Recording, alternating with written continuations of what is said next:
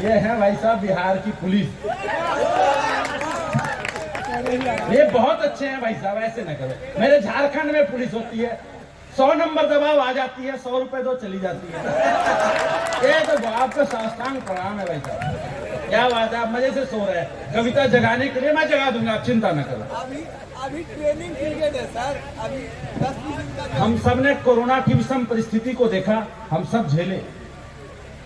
दो ऐसे व्यक्तित्व, ऐसी बिरादरी थी जो उस विषम परिस्थिति में जब हम घर में बंद थे, तो एक डॉक्टर और एक वर्दी वाले जो डटकर खड़े थे उस विषम परिस्थिति से मानवता को निकालने के लिए। एक बार जोरदार तालीम वर्दी वाले भाइयों के लिए बजाएं।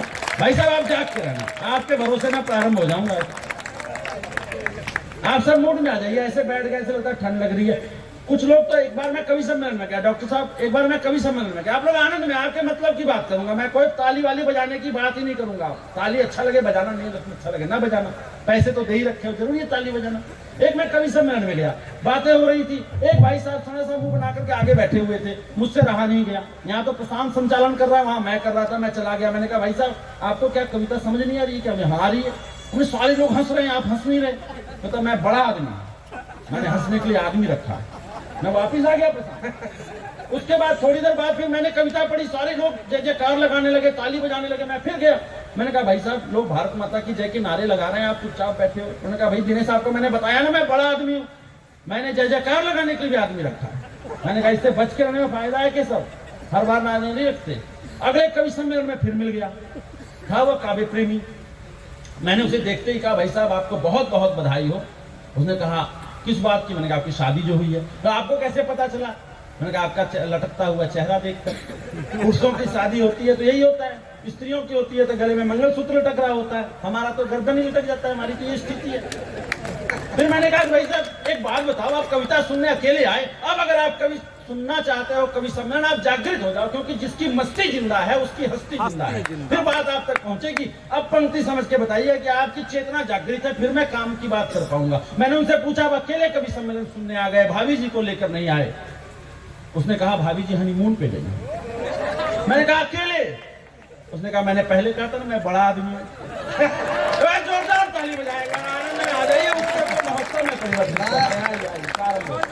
आनंद में आना। देखिए ये भाई साहब कह रहे हैं बहुत बढ़िया। अभी इन्होंने पहली कविता क्या लिखी? गांव का लड़का।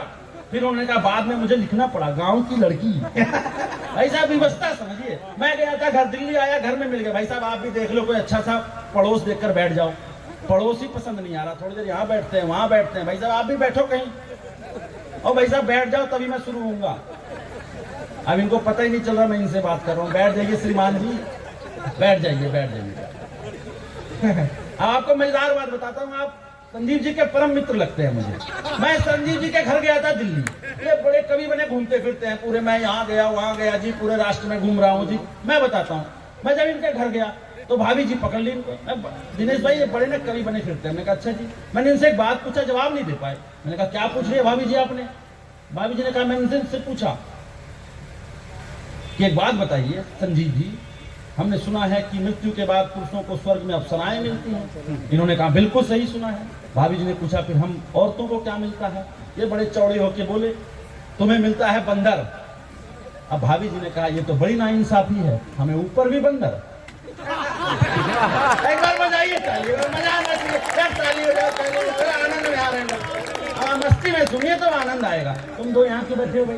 सामने आ जा, तू ही मुझे देखेगा अकेले है, मैं ना देखूं तुझे। आ जा भाई सामने आ जा, चल आ जाओ सामने आ जाओ, सामने आ जाओ, सामने आ जाओ। मजा मैं ही दूंगा, ये सब प्राण चूस लेंगे। हाँ मजे में रहो, आनंद में रहो। हाँ ये देखो वो दो लोग तब से घूम रहे हैं, 4 बार घूम चुके और 3 बार फेरे लगा लिए तो सामूहिक विवाह हो जाएगा। 7 फेरे पूरे हो जाएंगे। सबसे का ध्यान रखना पड़ता है। देखो अब जाग गए भाई साहब, देखो कैसे सो रहे थे, सबको सुला दिया पूरे। अब देखो मैं जगा रहा हूँ एक एक करके, ये भी मजे ले रहा है, ये देखो। चलो अब वो समझ गया ये क्या चीज है भाई साहब। स्पेशल वाला कुछ हमें ऐसे ही डब्बा पकड़ा दिए, असली माल उधर जा रहा है, कमाल है। चलिए आइए मैं प्रारंभ होता हूँ, ठीक है? आप लोग आनंद में रहिएगा।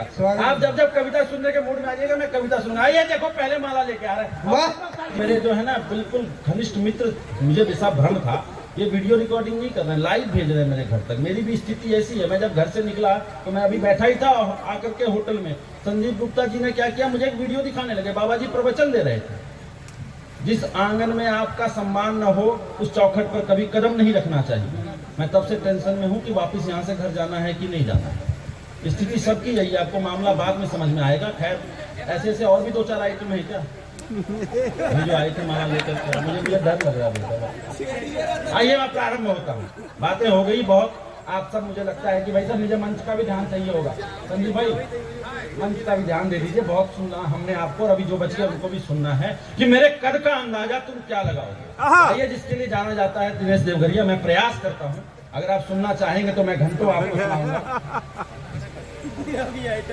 भाई साहब आप देखो बैठे हो दो, ठीक है, मुझे सही सलामत ना पटियाला पहुंचना है। हाँ, हमारे यहाँ आम आदमी की सरकार है, मैं बता देता हूँ पहले। मेरे कद का अंदाजा तुम क्या लगाओगे, तुम तुम्हारे मतलब की बात करूंगा। मेरे कद का अंदाजा तुम क्या लगाओगे, मेरे कद का अंदाजा तुम क्या लगाओगे, मुझे तो मेरी माँ ने हथेली करो। वाह।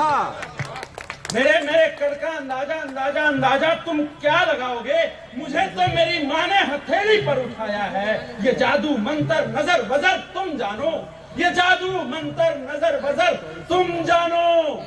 मुझे तो माँ ने काजल का टीका लगाया है, मुझे तो माँ ने काजल का टीका लगाया।